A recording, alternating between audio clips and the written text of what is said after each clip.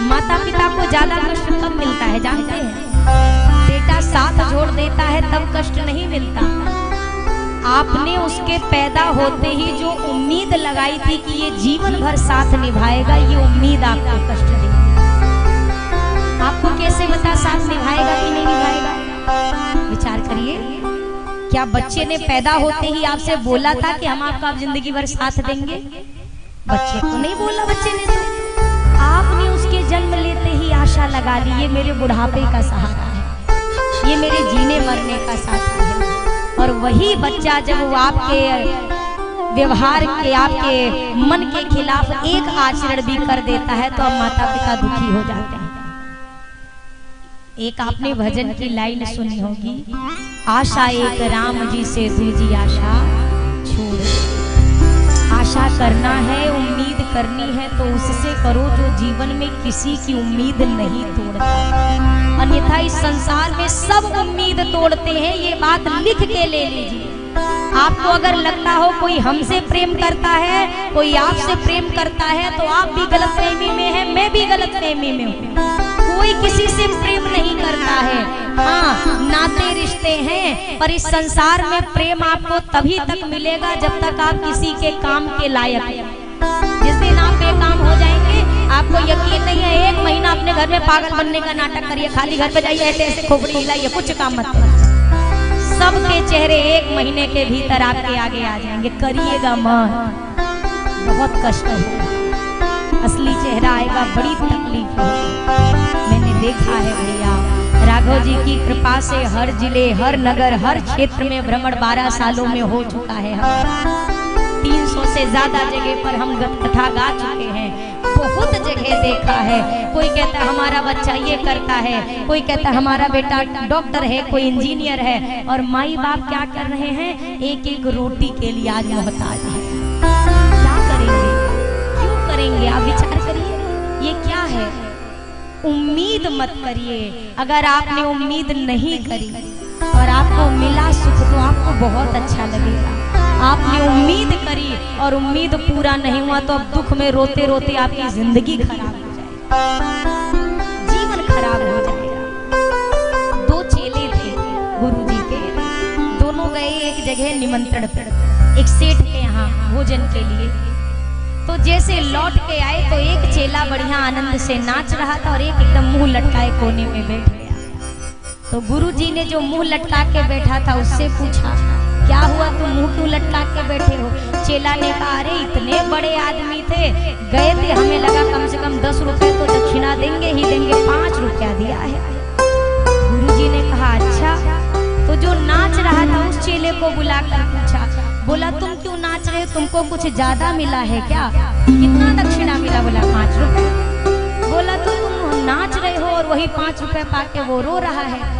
चेला ने कहा, अरे गुरुजी, जब हम यहाँ से गए खाने के लिए, भोजन के लिए, तो हमको तो लग रहा था कि भले वो नगर सेठ पर बड़ा कंजूस है, हमें तो लगा वो 2 रुपए भी दे दे तो भगवान की बड़ी कृपा है, और उसने 5 का नोट दिया तो हम तो गदगद हो गए पाते ही।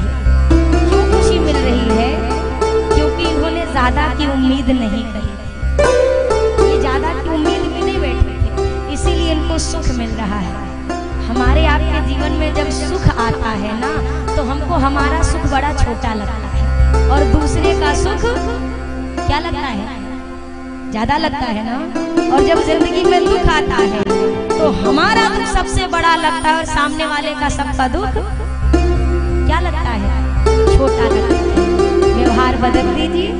जब सुख मिले तो समझो हमसे बड़ा सुखी कोई नहीं है, जब दुख मिले तो सोचो हमसे भी बड़े बड़े लाखों दुखी घूम रहे हैं। आपका यही जीवन स्वर्ग के जैसा सुख आपको यही जीवन देगा, कहीं बाहर से नहीं आने वाला, यही आनंद है। अरे तेरे बिना राम हमारा नहीं कोई रे, तेरे बिना राम, तेरे बिना राम हमारा नहीं कोई रे, तेरे बिना राम हमारा नहीं कोई रे, तेरे बिना राम हमारा नहीं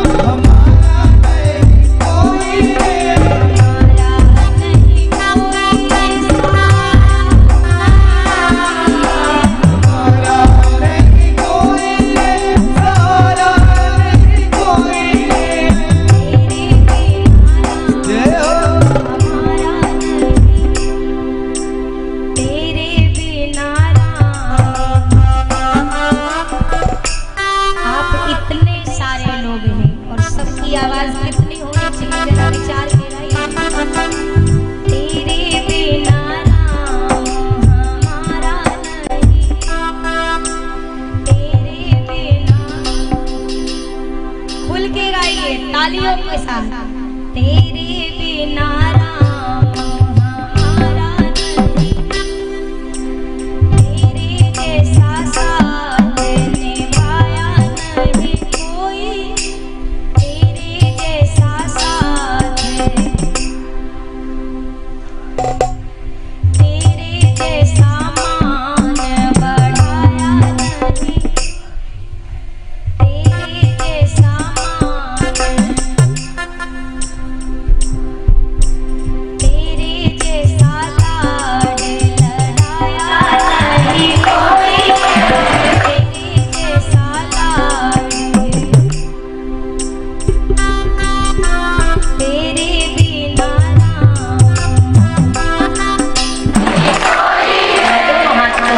ताली के साथ। अरे तेरे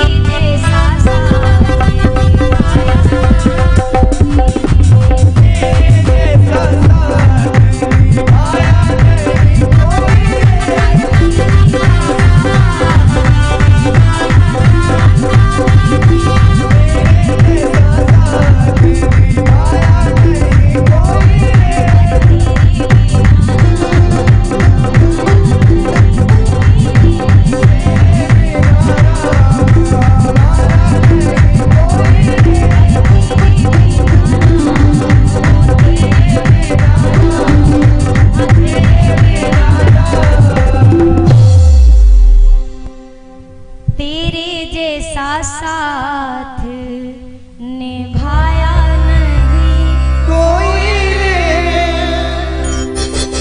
ठाकुर जी, इनके जैसा साथ कोई निभाता है क्या? अच्छा, आप मेरी बातों को गौर से सुनिए और एक बात बताइए कि हम और आप या हमसे प्रेम हम किससे करते हैं? आप जरा विचार करिएगा। अगर आप ये कहो कि शरीर से प्रेम होता है, बात सुनिएगा ध्यान से सब लोग। अगर आप ये कोई शरीर से प्रेम है तो जब प्राण निकलते हैं तो शरीर तो यही रहता है। अगर इससे प्रेम है तो जिससे प्रेम करते हो वो तो नीचे ही पड़ा हुआ है। प्राण निकल जाए इस शरीर से, फिर कितने लोग इस शरीर से प्रेम करेंगे? कहिए कहिए। जो आदमी कहता था ना कि तुम नहीं रहो तो हम मर जाएंगे, कहते हैं ना लोग, तुम्हारे साथ जिएंगे तुम्हारे साथ ही मरेंगे। इस शरीर से, अच्छा प्राण से ही प्रेम है ना कहीं ना कहीं? कहिए कहिए, किससे प्रेम है? भीतर जो प्राण है, ये प्राण कौन है? भगवान ही तो है ना। आदमी चाहे तो भी ना चाहे तो भी हम प्रेम किससे कर रहे हैं? भगवान से ही कर रहे हैं ना। और जिस दिन ये भगवान ये शरीर छोड़कर गए, शरीर यही पड़ा है। अब किसी से कहिए जिससे तुम प्रेम करते थे वो तो यही है, इनके साथ रात भर रह लो, रात भर बैठाइए शव के साथ, प्राण निकल जाए। अब उस शरीर के साथ रतिया भर जो मरने की बात कर रहे थे ना, मरने के बाद वही नहीं बैठेगा, कहेगा इसके साथ हम नहीं बैठेंगे भैया। बोला क्यों? बोले भूत है, अभी आदमी थोड़ी ना है, अभी भूत है। भैया हम चाहे तो भी ना चाहे तो भी हम अगर किसी से प्रेम कर रहे हैं तो वो भगवान ही है। और जिस दिन भगवान इस पिंजरे से निकले, इस प्राण शरीर रूपी इस जगह से ठाकुर जी ने गमन किया, उसी दिन से यह शरीर की कीमत मिट्टी के भी बराबर है। पशु का तो चमड़ा भी काम आ जाता है उसके मरने के बाद, पर मनुष्य का कुछ काम आने वाला नहीं है, ऐसी दुर्गंध आती है। इस शरीर को, आदमी को अगर रख दिया एक दिन, सिर्फ एक दिन अगर सुबह से शाम तक बिताना है प्राण निकलने के बाद, तो फिर इस शरीर को नहीं रखा जा सकता है। दुर्गंध ही दुर्गंध है। तो भैया एक बात समझिएगा, इस शरीर को अगर आदमी को जीना है, कई आदमी कहते हैं हम बहुत लंबा जिए, 100 साल उम्र हो ये कोई जरूरी नहीं है, 70 की ही उम्र हो, पर 70 की उम्र में ऐसा काम करके जाओ जो 1000 वर्षों तक गाया जाए। आप 1000 वर्ष भी जी सकते हैं, कोई बड़ी बात नहीं है। जैसे आप अभी विचार करिए, अभी हमारे रामलला बैठे ना अयोध्या में, बैठे ना, विराजमान हुए ना। इस समय के हमारे माननीय प्रधानमंत्री जी कौन है? मोदी जी है ना। मोदी जी प्रधानमंत्री हैं।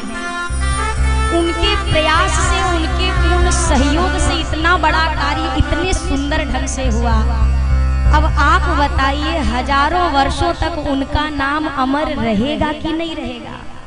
जो राम भक्त कार सेवा करते हुए जिन्होंने अपने प्राण त्याग दिए वो आज भी अमर है कि नहीं है? इस संसार में जिसने राम के पद को पकड़ा है वही अमर हो गया। दुनिया का कोई पद पकड़ के देखिए, आप पद को पकड़ेंगे एक दिन आपको भूत पकड़ेगा। लिख के ले लीजिए, कैसे पकड़ेगा? आप कुछ भी बन जाइए। मान लीजिए आप बहुत बड़े कोई भी नेता बन गए या कोई आप बड़े अच्छे पोस्ट में, अब हम नाम नहीं लेंगे, कौन का हो हमें क्या पता।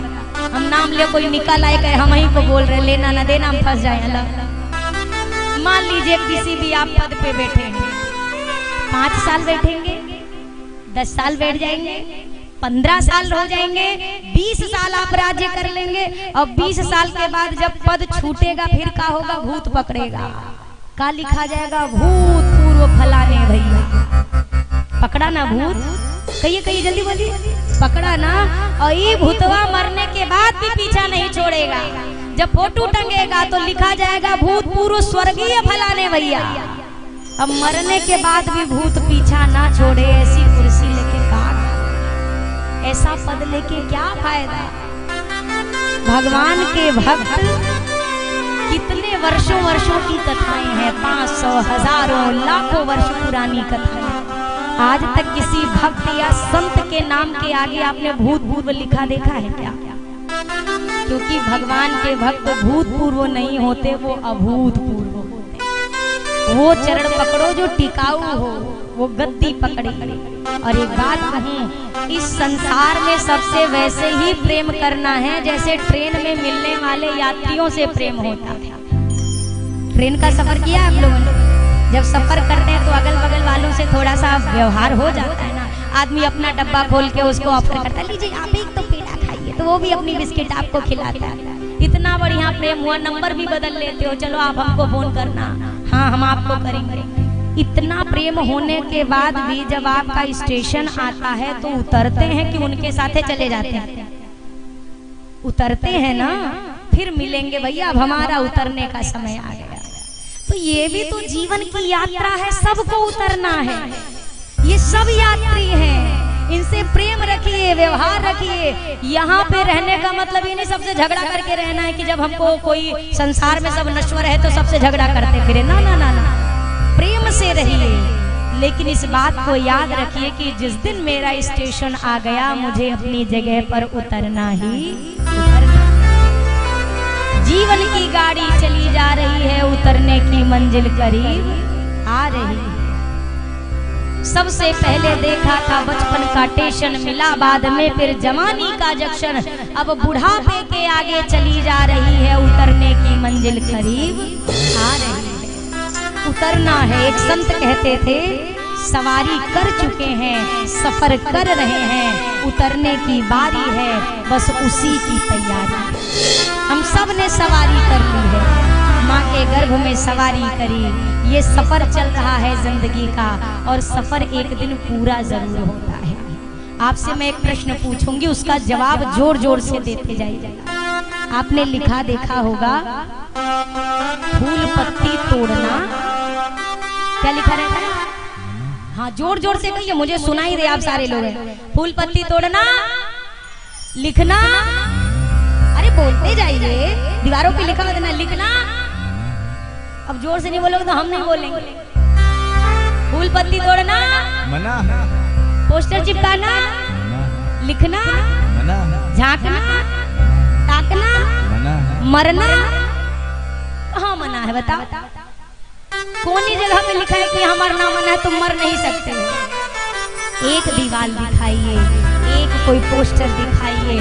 जीने के लिए जगह सुनिश्चित है, पर मरने के लिए फ्री फंड जगह। कहूँ मर जाओ, अपने घरे मन हो मरो, और मन हो पड़ोसी के घरे जाके मर जाओ, मन हो घरे जाके मर जाओ जिससे कभी बोले नहीं। मरने के लिए नहीं, तेरे आजाद बंदों की न ये दुनिया न वो दुनिया। यहाँ जीने पे पाबंदी, वहाँ मरने पे पाबंदी। सबको मरना है, सबको। दौड़ने में आराम है कि खड़े होने में? आराम किस में मिलेगा? दौड़ने में आराम है कि खड़े होने में? पाछे वालों, अरे बोलेंगे कि मौन व्रत लिया है।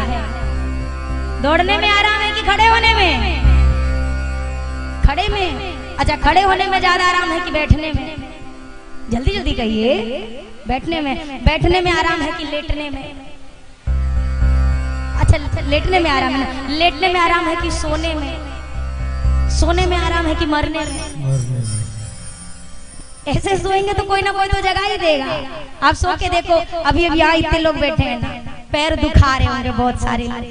अब जिनको जगह मिल गई हो तो आजू बाजू फैला लिया तो ठसाठस है, आप तो सुख में। यहाँ पूछो, यहाँ ना ये बेरा जगह, ना ये बेरा जगह, ऐसे बैठे। अब इनसे अगर पूछा जाए आपको बढ़िया पैर लंबा करने का मिल जाए, पीछे एक ऐसी वाली मसलत लगा दी जाए, कैसा लगेगा? कहिए कहिए, अच्छा लगेगा ना? ओहो दीदी कल से व्यवस्था करा देंगे, तो फिर दीदी मसलंदा ही बांटते रह जाएंगे। आराम है ना, पर इससे भी ज्यादा आराम मरने में है। मर जाओ तो फिर एक ही बार तकिया बिस्तर लगता है, दोबारा जरूर देना है। एक बार मस्त राम मुर्दों से बोले हमको कुछ समझाओगे? मुर्दों में से मुर्दा बोला मर जाओ सुख पाओ। जीते जी यहाँ सुख मिलने वाला नहीं है। मरने के बाद जो कर्म करेंगे उस हिसाब से खाता खुलेगा।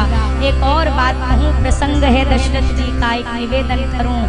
हम और आप ये बात न सोचे कि अगर बेटा अग्नि दे देगा तो हम सीधा स्वर्ग जाएंगे, ये कोई जरूरी नहीं है। बेटा आगे छुआने से अगर सबको स्वर्ग मिलने लगता तो फिर सब खूब पाप करे। जिसके घर में बेटा हो, जिसके 4 बेटा हो 4 गुना पाप करे।